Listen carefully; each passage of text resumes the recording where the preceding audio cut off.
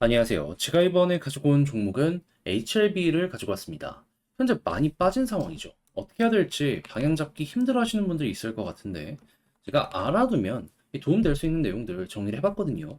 들어가기 전 구독, 좋아요 한 번씩만 꾹 눌러주시면 감사드리겠습니다. 자, 일단 가장 먼저 오늘의 하락이 어떤 것 때문에 만들어지게 되었는지를 살펴보도록 하자면, 리보세라님, 회사의 운명을 결정질 약품, 이거 올해 4분기 내에 미국에서 사용이 될 수 있을지 없을지 결정이 될 것이다라는 예상이 되게 많았거든요. 근데 까고 보니까 지금 어떤 상황이다? 올해는 힘들고 내년 1분기 결정될 가능성이 높아지고 있다.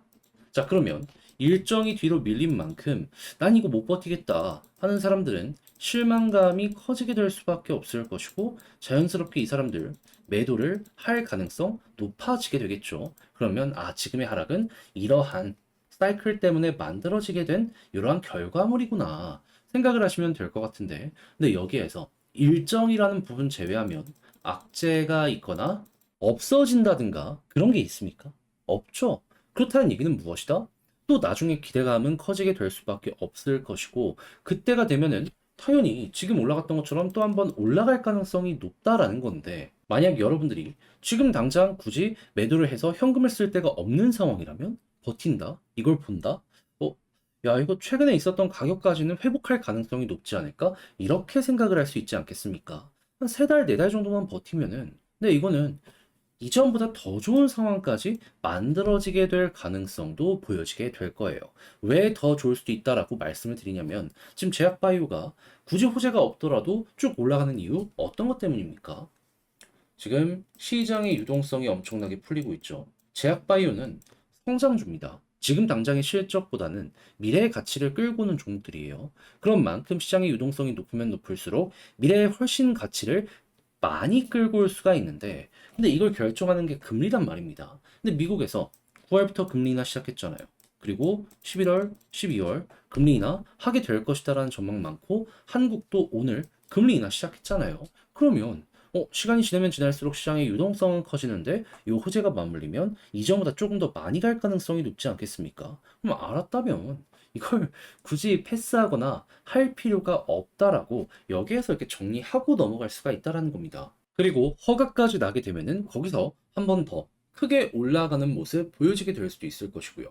그렇기에 얘는 뭐가 됐든 지금 이 순간 너무 그렇게 과하게 우려를 표할 필요는 없다라고 생각을 하면서 넘어갈 수 있을 것 같은데, 자, 그럼 수급을 보면서 큰 손들은 어떻게 생각을 하는지를 보도록 하면은, 최근에 기관이 좀 매도를 많이 하긴 했습니다. 외국인도 마찬가지. 근데 이전에 매수했던 것과 비교하면은 뭐 나쁘지 않다라고 생각할 수 있고, 지금 이렇게 빠지니까 오히려 외국인은 들어오고 있거든요.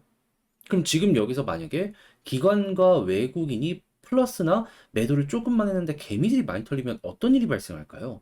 결국 이 하락은 개미 털기나 마찬가지였다라고 볼 수 있는 거고, 그러면 현재 위치에서의 바닥이 잡힐 가능성은 높지 않겠습니까? 그럼 이 역시도 차트적인 부분 봤을 때 과거 241선 위에서 쌍바닥 이후에 올라갔기 때문에 또 비슷한 거 노려보기 괜찮아지게 될 것이다. 우린 이렇게 생각해 보기가 좋은 거죠. 그럼 이 위에 있는 것만 하더라도 차트적인 부분 우리는 인정을 해야 될 필요가 있다. 그럼 이제 올라가기 위해 뭐가 필요한지를 생각을 해야 되는데, 이때는 두 가지 정도로 갈리게 될 것이다라고 말씀드리겠습니다. 자, 어떻게 봐야 된다? 일단 첫 번째 같은 경우에는, 자, 과거에 볼린저 밴드 상단을 돌파하니까 어떻게 됐죠? 위에서 버티면은 쭉 올라갔고 못 버티면 맞고 떨어졌죠. 한데 요 모습이 만약 여기서 또 한 번 나오게 된다면, 물론 21선 돌파 이후에 만들어지는 것이기 때문에 시간은 조금 더 걸리긴 하겠죠. 하지만 탄력은 확실하게 보여지게 될 것이고, 그 상황이 오면 요렇게도 쌍바닥이 만들어질 것이기 때문에 생각 이상의 퍼포먼스가 이때 나올 수도 있을 것이다. 기대 한번 해보시면 좋을 것 같습니다. 근데 만약에 이게 안 나온다, 그럼 어떤 걸 봐야 되느냐면, 21선이 지금은 이 핵심이었잖아요. 조금 더 길게 61선 봐야 됩니다.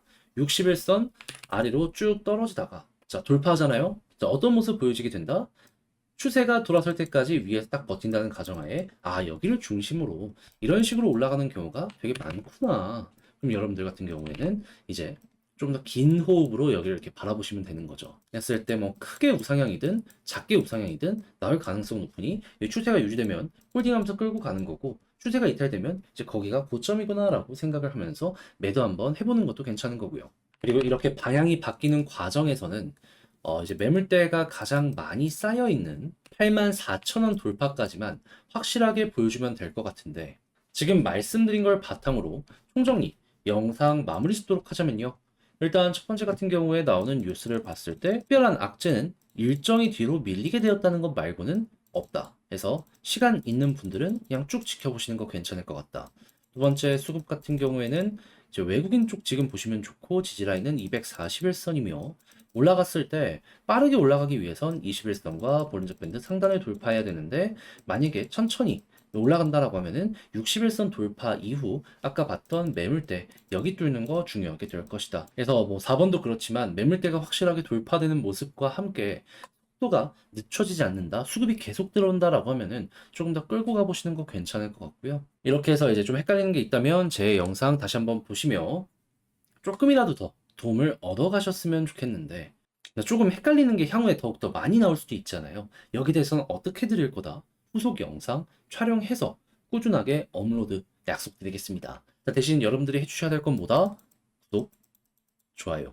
자, 그러면 저는 이상 영상 마치도록 하며 다음에 더 좋은 영상으로 인사드리도록 하고요. 여러분들 모두 이번 주 한 주 고생 많으셨으며 다음 주에 뵙겠습니다. 감사합니다.